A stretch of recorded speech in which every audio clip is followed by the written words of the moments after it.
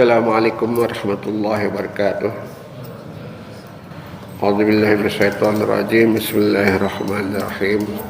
Alhamdulillahirabbil alamin wassalatu wassalamu ala asyrafil mursalin wa ala alihi wa sahbihi ajmain.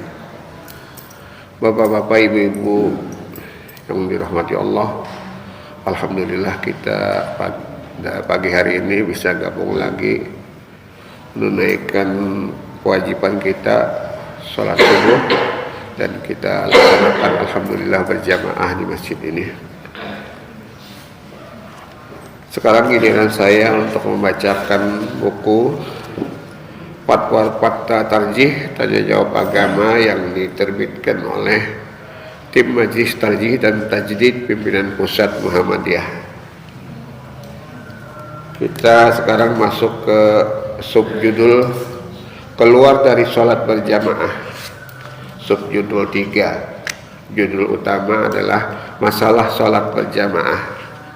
Jadi buku ini sangat sistematis, yaitu judul besar lalu dibagi kepada judul-judul kecil.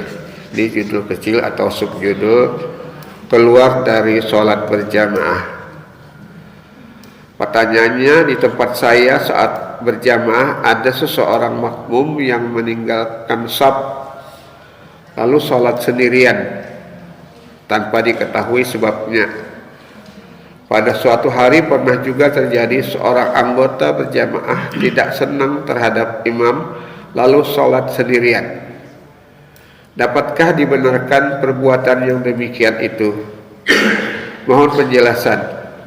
Pertanyaan dari Agus Hatib dari Aceh Tenggara. Jawabannya, kalau hanya sekali saja janganlah Anda sangkaan yang kurang tepat terhadap seseorang yang meninggalkan jamaah kemudian melakukan sholat sendirian. Barangkali ada suatu kepentingan yang mendesak sehingga ia sholat sendirian. Sebab di zaman Nabi pernah terjadi seorang sahabat meninggalkan jamaah dan sholat sendirian karena imam membaca surah yang sangat panjang. Pada riwayat itu seorang yang menyadari tadi tidak diperingatkan, justru imam diperingatkan agar membaca surat yang pendek-pendek saja agar makmumnya dapat mengikutinya dengan baik. Karena di antara makmum ada saja yang mempunyai keperluan yang penting sebagaimana dialami oleh seorang sahabat dalam riwayat berikut ini. Artinya dari Buraidah Al-Islami ia menerangkan bahwasanya Mu'adz bin Jabal salat Isya dan ia membaca surah Iqtara Batisa'atu. Maka berilah seorang laki-laki sebelum Mu'adz selesai sholatnya. Salatlah orang itu sendirian lalu pergi. Mu'adz mencela perbuatan itu dengan keras. Orang itu pergi kepada Nabi SAW mengadukan halnya seraya menyatakan keujurannya. Katanya, saya seorang pemelihara pohon kurma dan takut kekeringan air. Setelah mendengar alasan itu, Nabi SAW berkata kepada Mu'adz, hai Mu'adz, salatlah engkau dengan membaca wasyamsi waduhaha dan surah yang sepertinya. Hadis riwayat Ahmad. Pada riwayat Ahmad pula dari Anas bin Malik, seorang petani kurma itu bernama Haram. Kata-kata keras yang diucapkan kepada orang itu oleh Mu'adz adalah tuduhan munafik, sehingga orang itu mengadu kepada Nabi SAW dengan mengemukakan apa yang telah dilakukan, yakni mempercepat sholatnya dengan melakukan sendiri.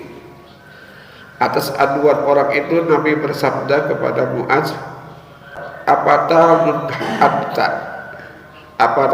anta?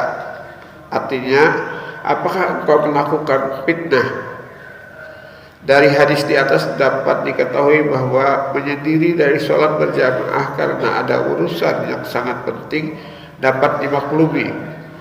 Tentu saja bukan hanya karena tidak suka pada imam dan tidak dilakukan setiap jamaah.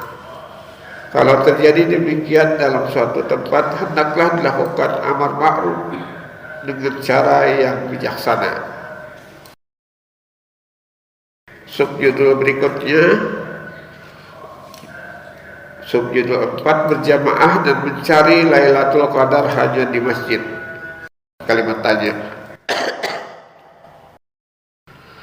tanyanya, berjamaah dan mencari Lailatul Qadar hanya di masjid. Pertanyaannya, apakah benar bahwa berjamaah itu hanya sah kalau di masjid? Dan apakah benar kalau mencari Lailatul Qadar hanya sah juga dilakukan kalau dilakukan di masjid? Pertanyaan dari Ahmad, karyawan Lebak, Cirebon. Jawabannya, berjamaah diutamakan di masjid untuk sholat fardu, bahkan merupakan wajib kifayah, khususnya bagi kaum pria. Hal ini dapat kita lihat dari banyak hadis yang dapat menjadikan dasar untuk berkesimpulan demikian. Sahnya berjamaah tidak hanya di masjid, tetapi juga dapat dilakukan di luar masjid, seperti lapangan atau di rumah.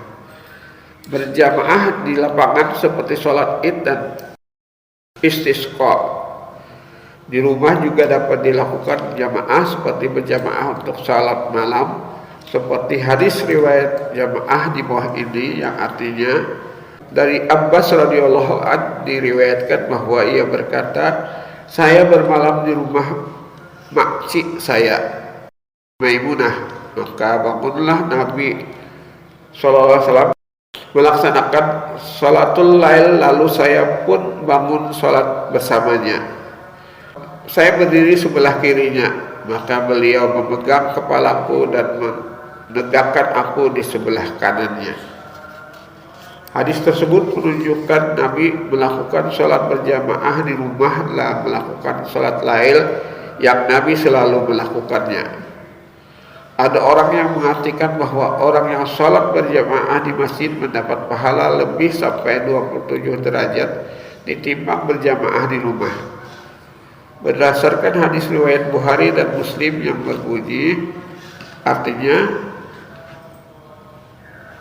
sholat seseorang berjamaah di masjid lebih tinggi 27 derajat dibanding dengan sholat di rumah dan di pasar. Antar kurung hadis riwayat Bukhari dan Muslim. Kata yang bermakna perbandingan dalam hadis di atas tidak menyebutkan perbandingan antara berjamaah atau salat sendiri. Dan hadis lain menyebutkan kalau salat jamaah itu melebihi daripada sholat sendirian sebagaimana disebutkan dalam hadis berikut, yang artinya sholat berjamaah melebihi derajat orang sholat sendirian dengan 27 derajat. Hadis riwayat Bukhari dan Muslim. Lebih jelas bahwa sholat berjamaah di masjid disebutkan melebihi pahala sholat di rumah karena orang melakukan sholat di masjid memerlukan langkah yang diperhitungkan pahalanya. Di samping orang yang berjamaah harus menunggu orang lain yang akan mendapat pahala karena menunggu.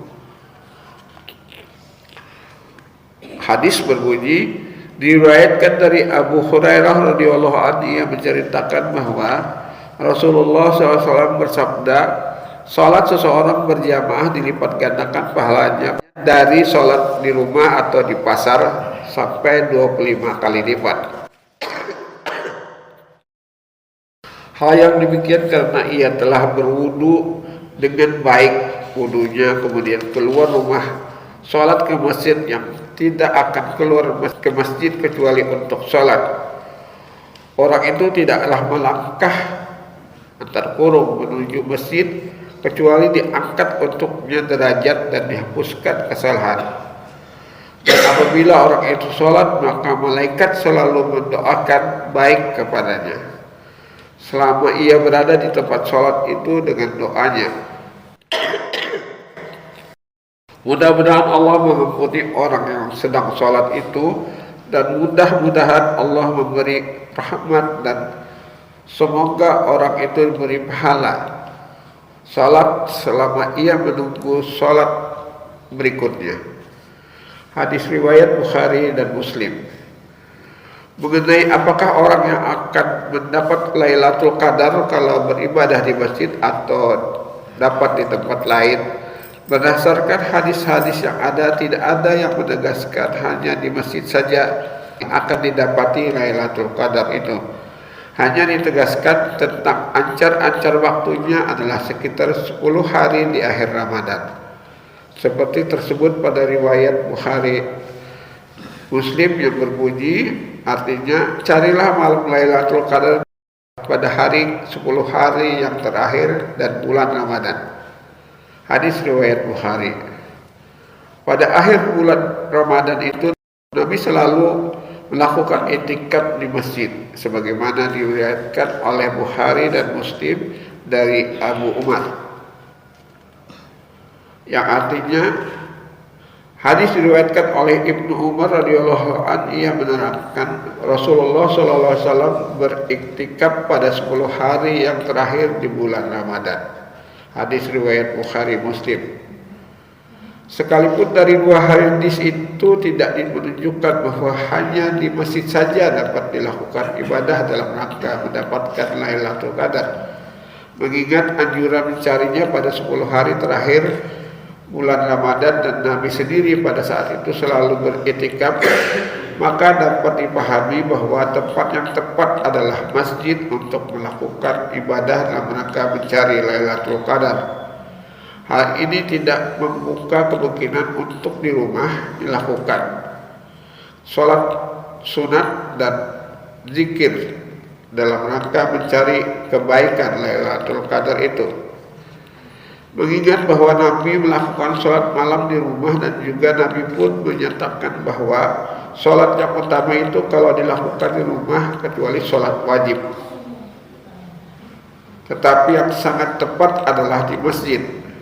Hal ini perlu ditegaskan mengingat sekarang ada tren orang mencari hal-hal yang bersifat materi keagamaan antara kurung Islam di luar masjid.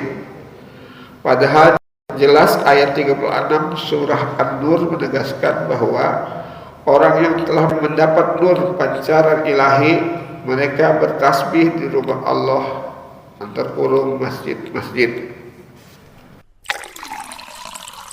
Fi buyuti adzinallahu an turfa wa yuzkara fiha ismuhu yusabbihu lahu fiha bil ghuduwi wal asal.